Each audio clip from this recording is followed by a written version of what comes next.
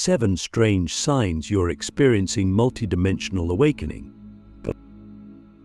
Have you ever had a moment where you felt like something far greater than yourself was subtly guiding your every step, even in the chaos, even in the confusion?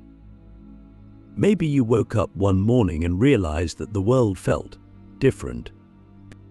The colors seemed more vivid, time felt slower, or maybe it didn't feel real at all. Conversations felt like echoes, like you had already lived them before. If this resonates with you, you're not lost. You're not going crazy.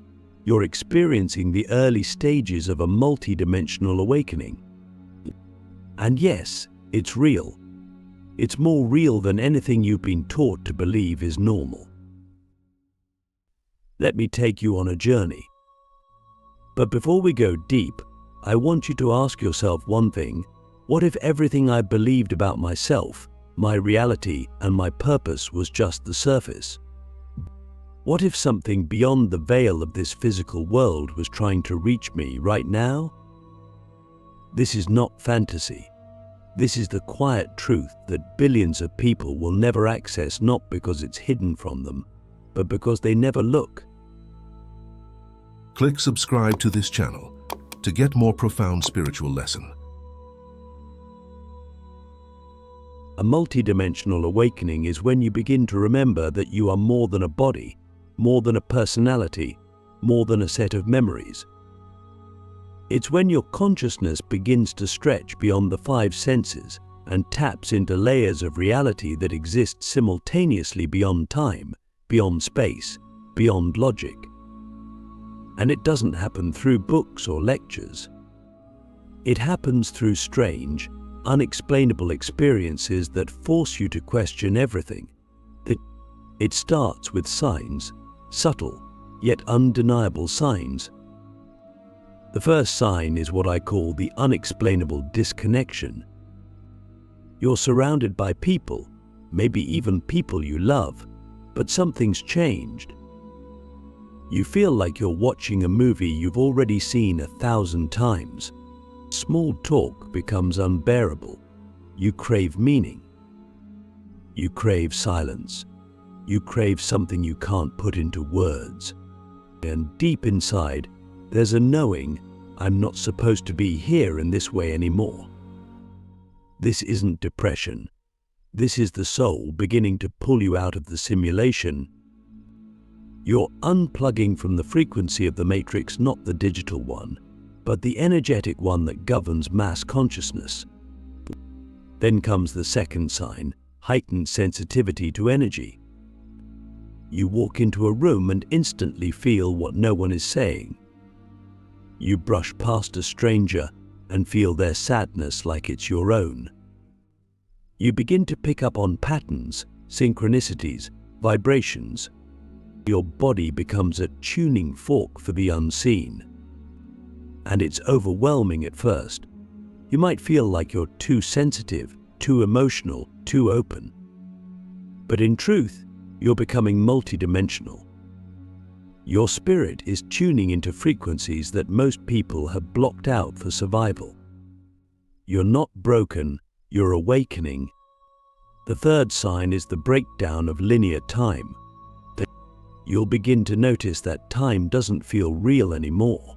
Hours blur, days loop, moments feel stretched or compressed. You begin to have dreams that bleed into reality. Deja vu becomes constant.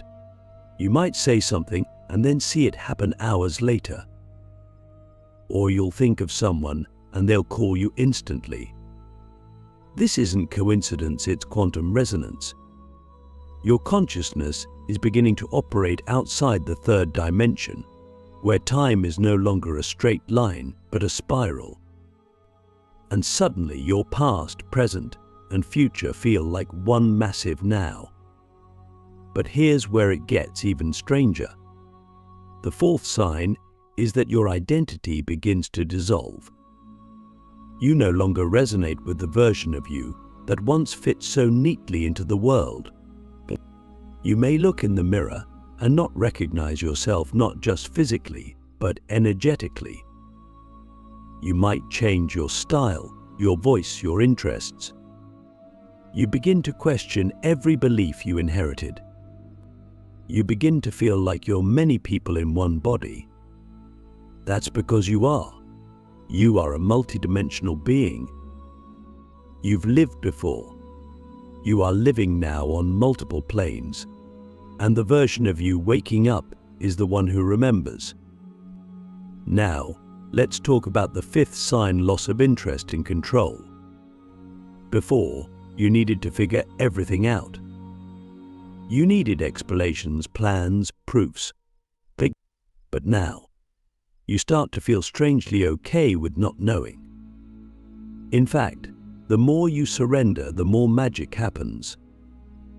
You begin to trust an intelligence that doesn't come from your mind, but from somewhere deeper. You make decisions based on energy, not logic. You follow nudges. You listen to dreams. You start to remember that the universe doesn't operate by effort, it operates by alignment. And this realization changes everything. The sixth sign comes like a storm, emotional purging. You'll start to cry for no reason.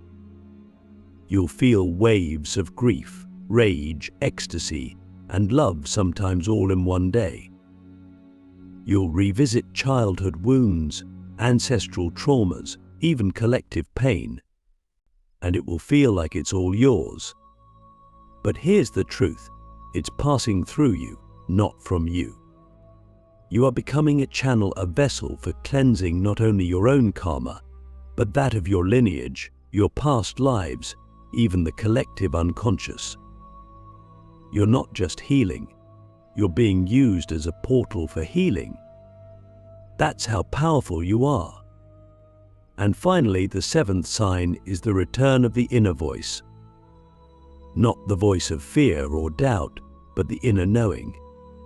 The whisper that says, you're exactly where you need to be. The voice that offers clarity in chaos.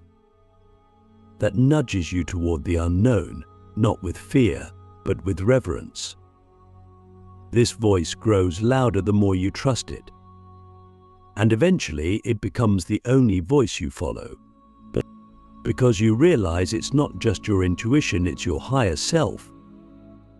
It's the version of you that already sees the whole map, guiding you through the fog, one step at a time.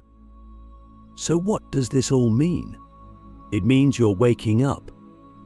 Not just spiritually, but cosmically.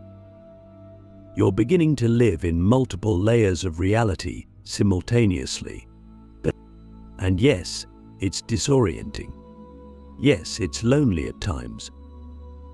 But it's also the most exhilarating, humbling, empowering journey you will ever take. Because once you begin to see beyond the veil, you can never go back. You can never pretend again. You are here to remember. You are here to embody it. You are here to lead others home. Are you willing to let go of who you thought you were, to become who you really are? The collapse of time and identity, when you realize this isn't your first life. There comes a moment in your awakening when what you thought was reality begins to dissolve, not in a metaphorical way, but in a visceral, undeniable way. You wake up one morning and feel the weight of centuries in your bones. You look at your hands and they feel familiar, but not just from this life. You recognize them from dreams, from visions, from flickers of memory that don't belong to your current timeline. This is the collapse of what we call linear time. It's the moment when you begin to realize, I've been here before. Not just in the sense of déjà vu or past life regression. This realization comes like a silent earthquake. It shakes the foundation of your identity. You begin to feel that your soul has walked many paths, worn many names, and played countless roles. The ego resists this at first. It's been taught to believe in one identity, one life, one story. But the soul knows better. The soul remembers. And when the soul begins to speak louder than the mind, everything changes. Suddenly, your memories aren't confined to this lifetime. You begin to have spontaneous flashbacks, an image of yourself in ancient clothing, a scene from a life that feels more real than any dream. Emotions arise that have no context in your current experience, but they carry a potency that cannot be ignored. You might meet someone for the first time and feel an overwhelming sense of recognition, as if you've known them forever. That's because you have.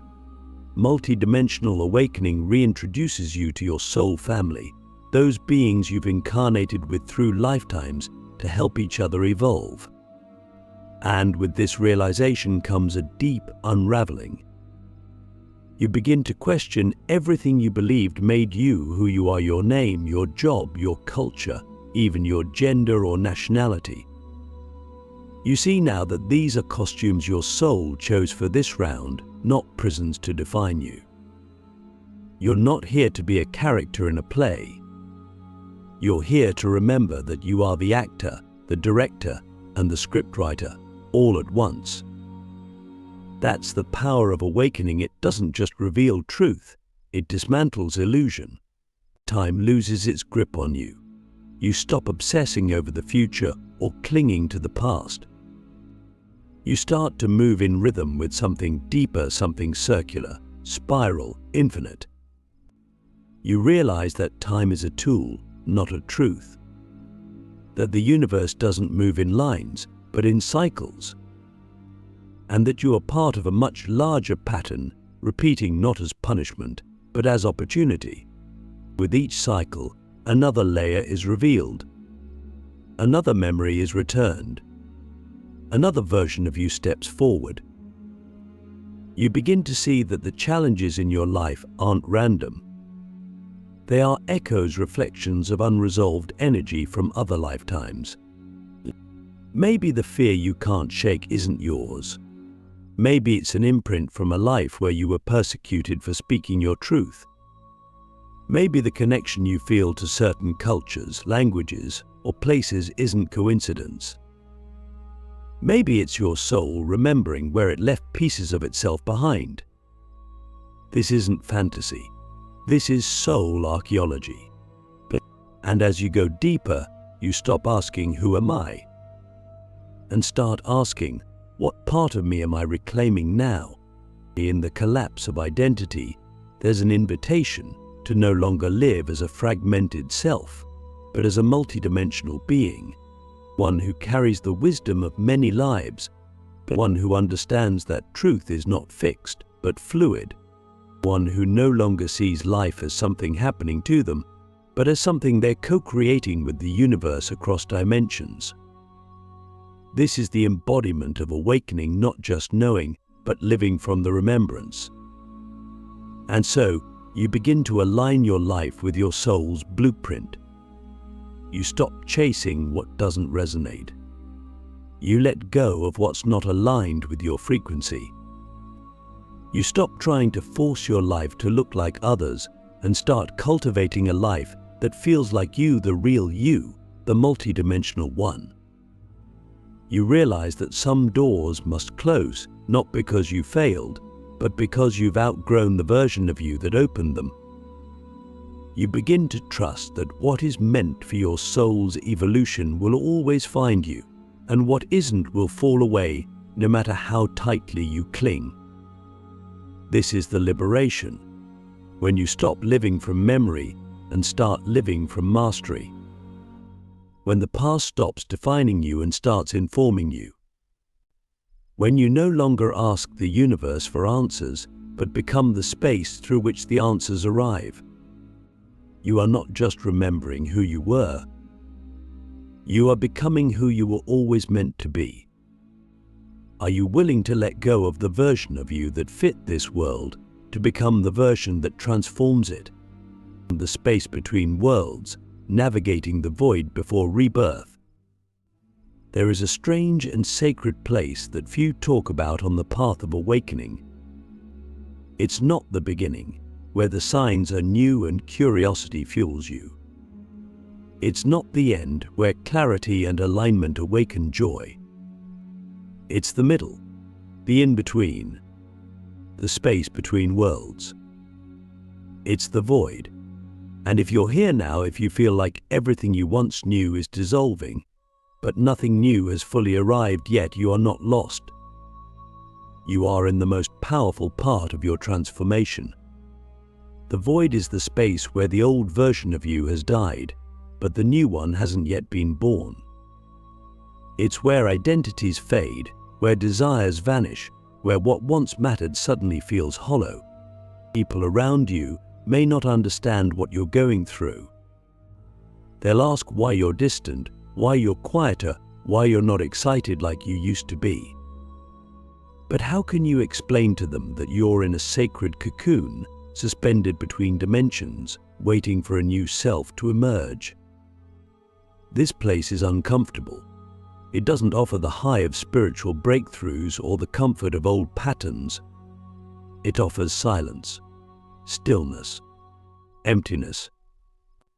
And in a world that glorifies productivity, identity, and constant motion, the void can feel like failure. But it is not failure. It is sacred pause. It is cosmic recalibration.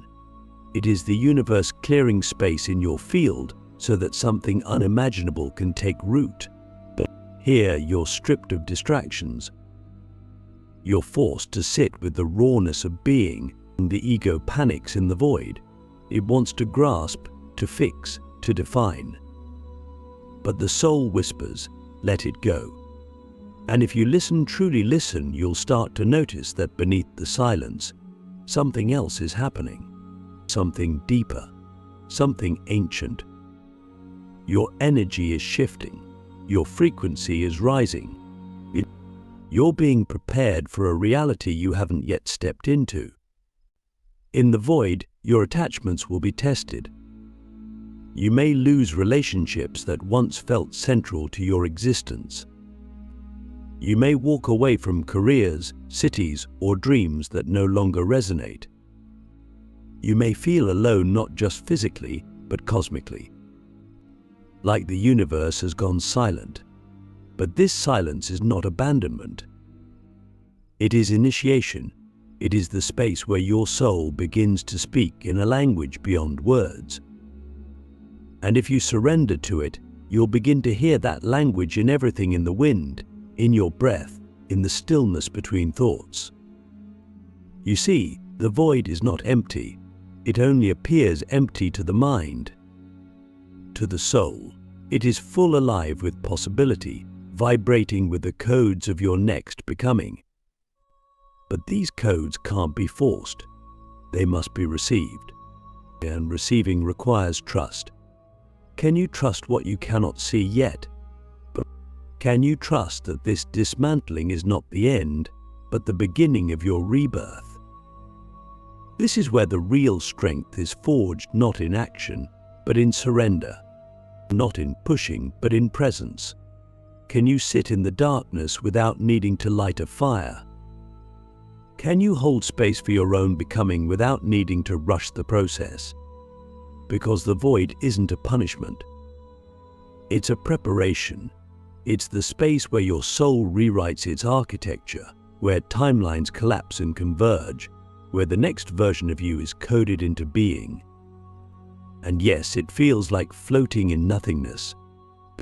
But what if that nothingness is the very womb of creation?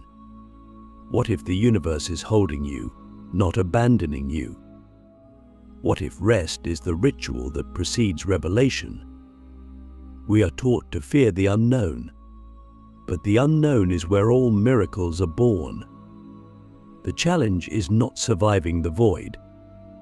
The challenge is allowing it to change you. You are not meant to exit the void as the same person who entered it. The process will humble you. It will strip away everything you thought you needed. It will silence every voice that isn't your own. And when the silence has done its work, you'll rise not as a polished version of your past, but as a new frequency entirely, consciousness rebirthed. a soul embodied. And when you do, the world will feel different, not because the world has changed, but because you have. Your perception will be refined. Your intuition will be sharp. But you'll begin to magnetize people, opportunities, and experiences that reflect your new vibration. This is not magical thinking. This is energetic alignment. This is the science of the soul. So if you're in the void, if you feel like you're floating in the dark, waiting for something that hasn't yet arrived, know this: you are exactly where you need to be. You are not being punished. You are being purified. And the longer you can stay present in this space, the more powerful your emergence will be. Can you be still enough to let the new you arrive without forcing it? When the light returns, living as a multidimensional being in a 3D world, there comes a moment after the disorientation, after the unraveling, after the sacred silence of the void, when the light returns. But it's not the same light you knew before. It's not the artificial glow of surface-level positivity or spiritual bypassing. This light is ancient. It's the light of remembrance. It comes not to blind you, but to reveal you. And when it arrives, it doesn't ask for applause.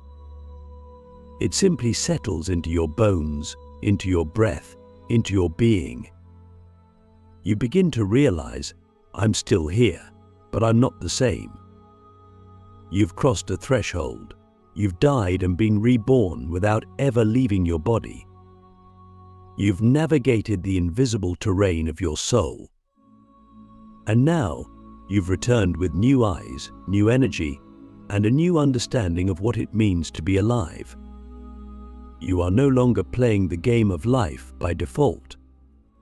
You are designing it, moment by moment, with the awareness of a multidimensional being who knows their power and their place in the greater orchestration of the cosmos. Living as a multidimensional being in a 3D world is not about escaping reality, it's about expanding it. It's about bringing more of your soul's truth into your daily experience. You still move through the world, but now you do so with deeper presence. But you still interact with people, but you see them as reflections of your own consciousness. You still face challenges, but you no longer see them as obstacles. You see them as invitations, opportunities for refinement, for realignment, for remembering.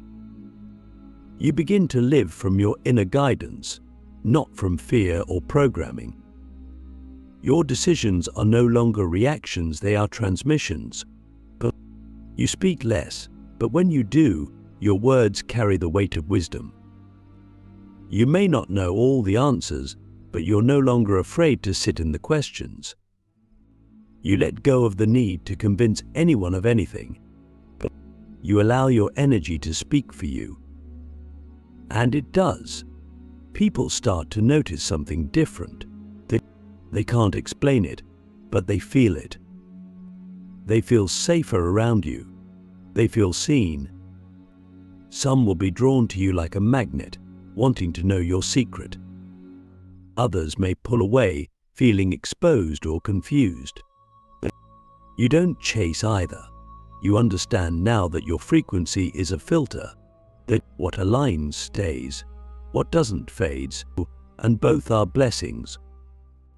You start to create from a place of integrity, not ambition. You realize that your energy is your currency. Your presence is your power. You no longer need to force outcomes. You simply align with the frequency of what you desire and allow it to meet you where you are. You begin to master the art of co-creation not as a concept, but as a lived reality. But with this new way of being comes a responsibility. Not to be perfect, not to be always high vibe, but to be real, to be aware, to be honest enough to keep evolving. Because multidimensional living isn't a destination. It's a dynamic dance between your human self and your higher self. It's a commitment to keep showing up, to keep clearing the noise, to keep listening to the subtle nudges that guide you. You may still feel sadness. You may still get triggered. You may still fall into old patterns. But now you see it all as part of the journey. Nothing is wasted. Every emotion, every experience, every shadow is a teacher. You stop labeling things as good or bad. You start asking, what is this showing me? What is this helping me remember? And perhaps most beautifully, you begin to live in service not from obligation, but from overflow. You realize that your awakening wasn't just for you. It was for those you were meant to touch, inspire, activate, not by preaching, but by being. You become a lighthouse in a world that's forgotten its way, not because you shine brighter than others, but because you remembered that the light was always within you. This is the quiet revolution. This is what it looks like when a soul fully inhabits its form. When you stop searching for heaven out there and realize you are here to build it, moment by moment, with your words, your choices, your energy. You are no longer just surviving. You are embodying. You are radiating. You are living proof that it's possible to be fully divine and fully human at the same time. So now, I ask you, what will you create with this light? How will you carry this remembrance into your relationships, your work, your art, your presence? Because the world doesn't need more information. It needs more embodiment. It needs more beings who have walked through the fire and come out glowing, not with ego, but with essence. You are not here to fix the world. You are here to be the frequency that transforms it. And that begins the moment you stop waiting and start living as who you truly are. Welcome home.